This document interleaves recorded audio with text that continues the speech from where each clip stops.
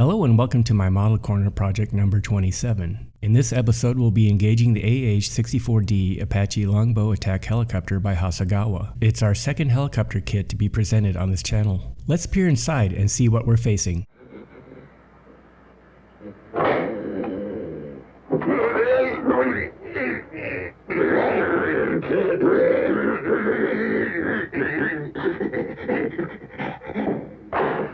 Keep it locked.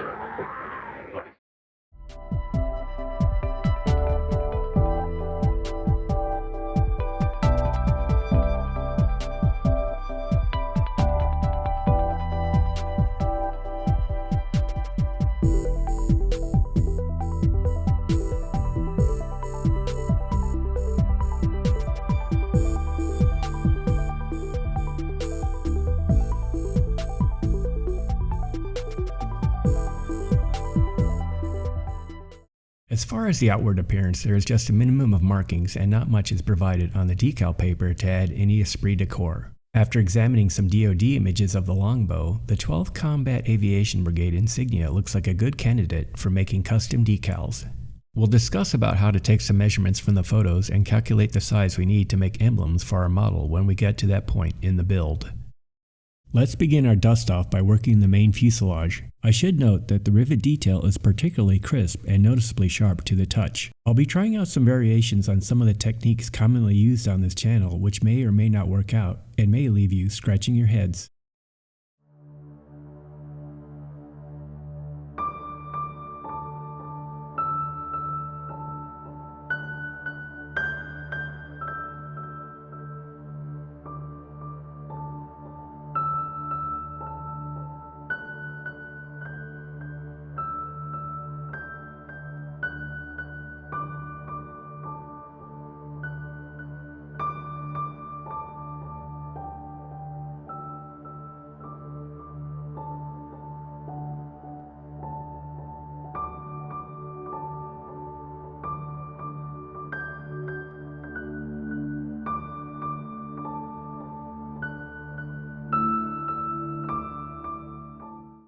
There are about a dozen holes to be drilled for the attachment of parts later on.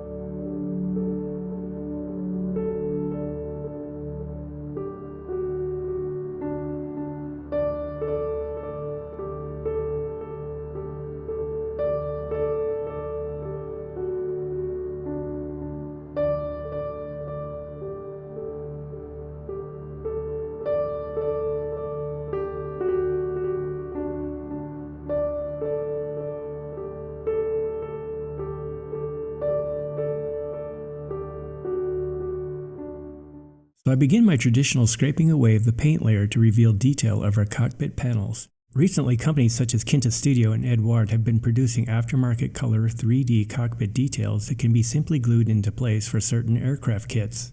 What are your thoughts on this? I've been thinking about how there is a great ease of application, amazing detail, and the time savings that such packages afford. On the other hand, the imagination and skill of the greater modelers out there to create stunning cockpits are bypassed. I'm curious as to any consensus that may be forming in the hobbyist community. I used a clear green to add a little color to the MFDs even though it should be almost a glossy charcoal tint on these modern screens. The cockpits will be displayed in the closed option, so much of the interior detail will not be fully viewable anyway.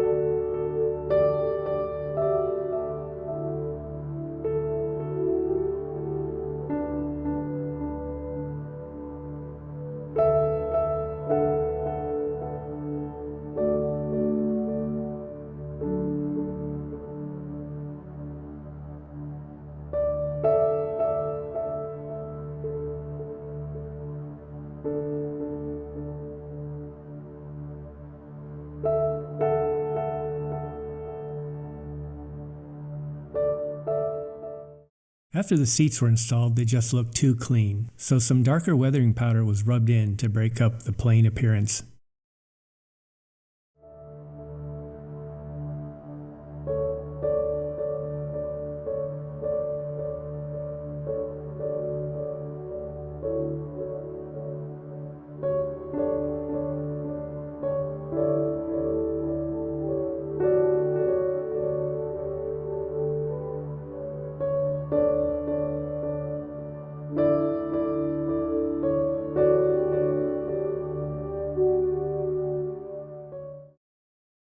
Despite the cockpit and main rotor mechanism base levels already being installed, the mating of the main left and right fuselage halves aligned very well. With just a very reasonable amount of clamping pressure, there were no gaps or steps formed. Very nice.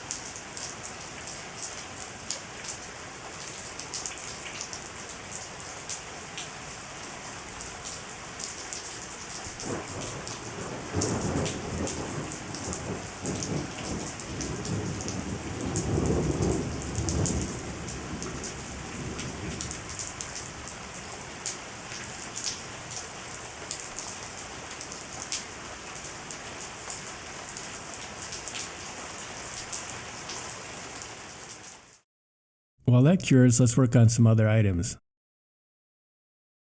Starting with the Hellfires, we can drill some exhaust ports and add some nose cones. Later, I applied white paint to the tips to enhance the look of the glass lenses once they were affixed.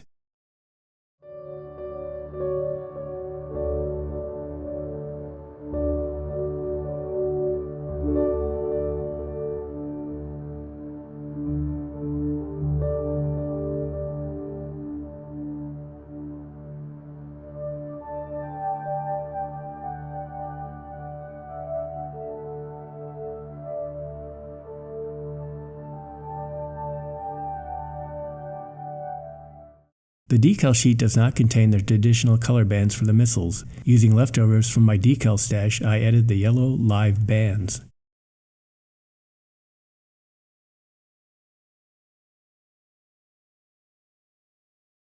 Moving on to our rocket launcher pods, we drill holes to simulate the individual tubes.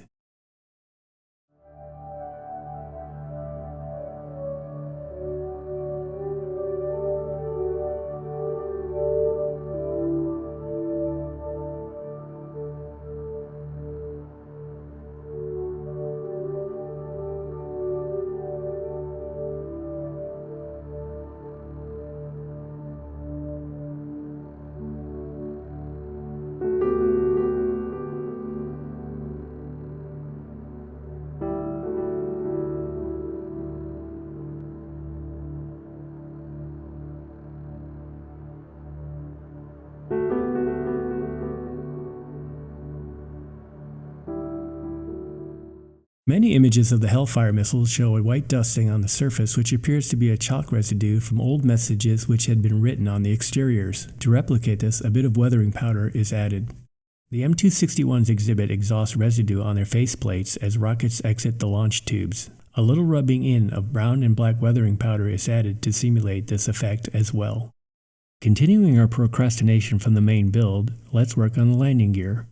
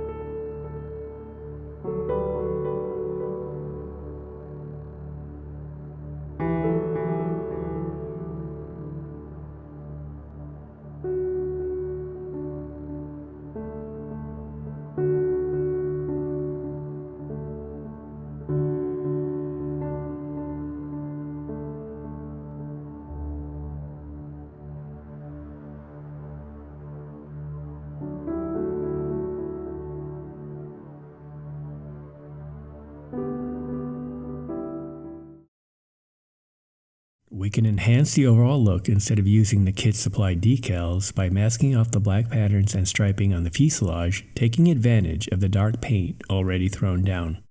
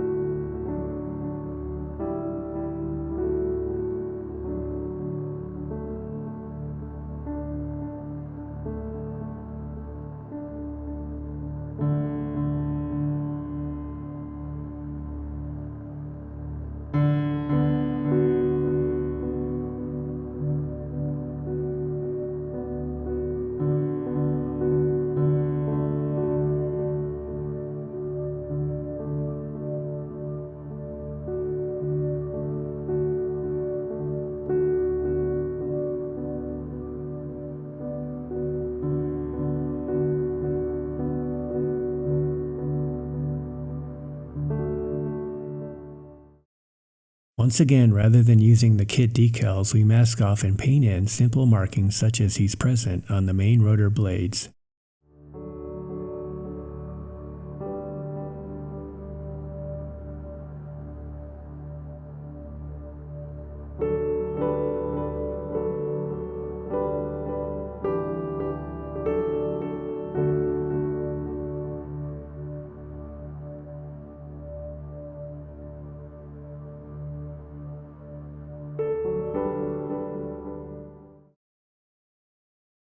We have many delicate mechanical linkages to add to the main rotor hub, mainly on the underside.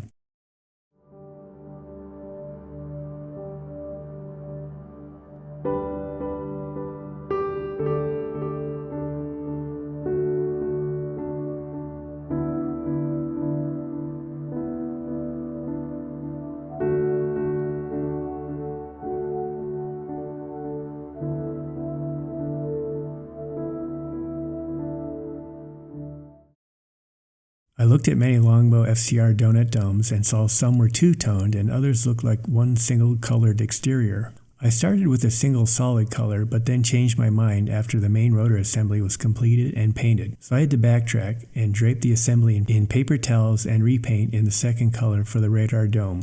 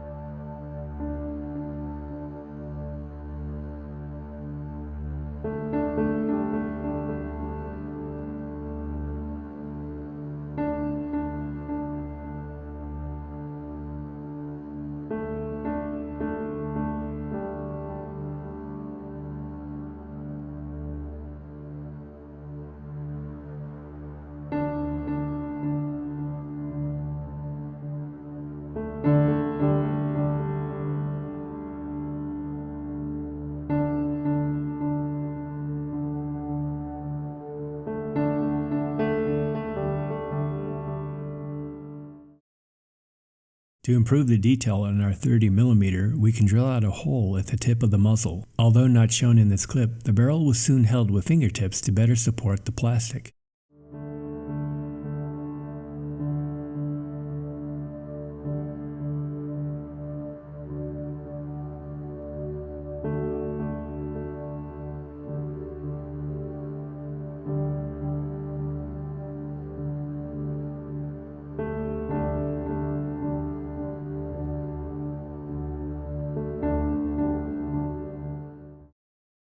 Rather than the usual black shading and the random white pre-shading I regularly employ, I began to grapple with finding an approach to facilitate the splotchy-blotchy look many of the Apache helicopters present in available images. I tried to come up with an idea as well as raise the courage to implement it without ending up with a disaster.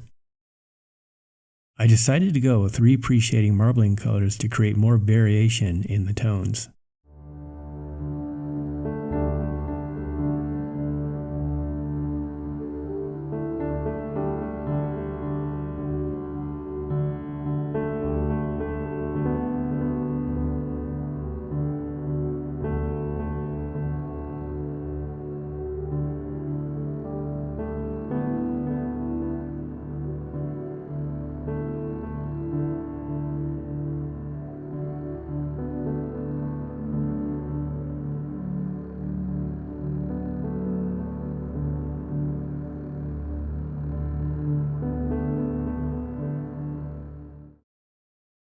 The cockpit glass pieces were masked off and painted in an identical sequence of colors as the fuselage.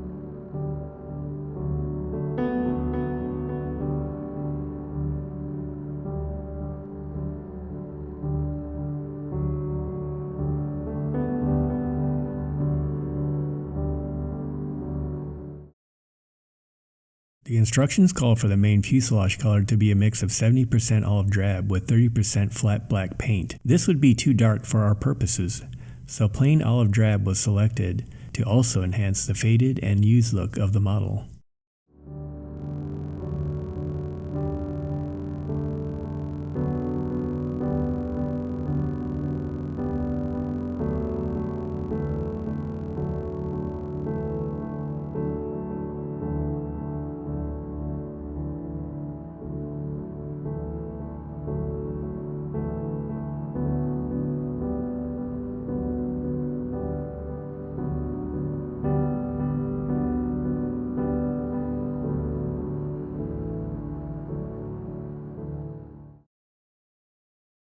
One final painting substitution task over decal use are these lighting strips.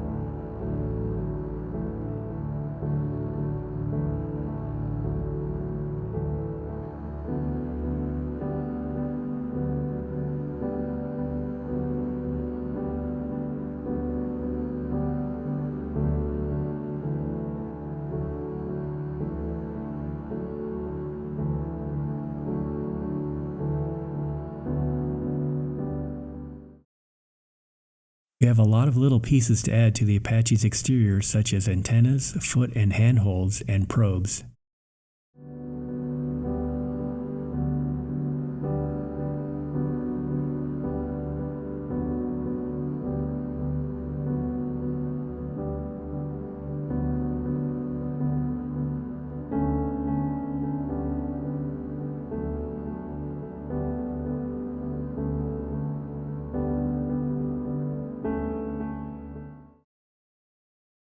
To improve our dirty weathered look, the gloss coat was skipped to allow the black pastel powder and water mix to soak in and simulate fluid infiltration into the paint.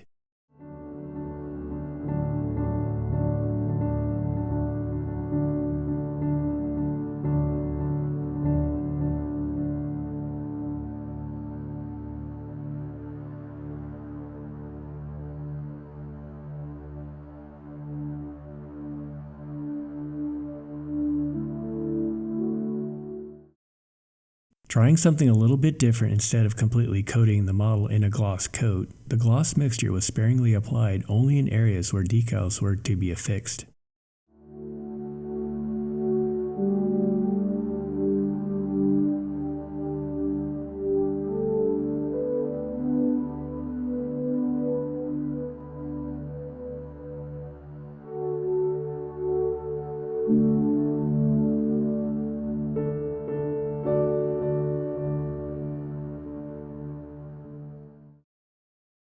One problem with the fuselage rivets is that their sharp points tended to snag the decals that were required in those areas. Adding beads of water to float the decals above the rivets and slowly wicking out the water with cotton swabs allowed for the decals to settle onto them, avoiding dragging the emblems over the rivets. Another issue is that these decals are very thin and react immediately with the Tamiya Mark fit, leaving virtually no time for making adjustments. Be spot on if you're using this setting solution in particular. Also, these decals remain in their dissolved jelly phase much longer than normal. Additional layers of setting solution should be postponed as necessary.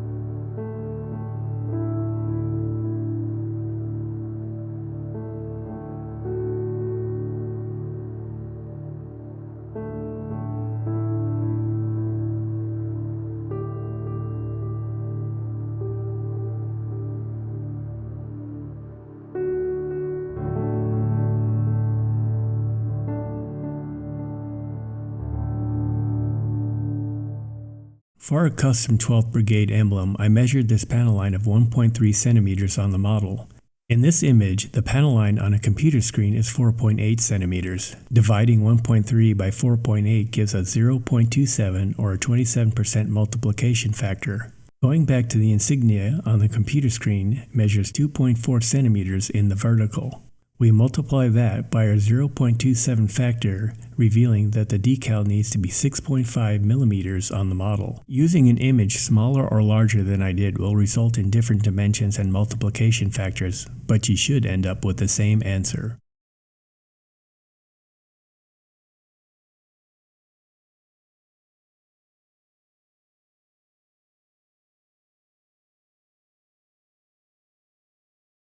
Stay tuned after the final reveal for another blooper segment.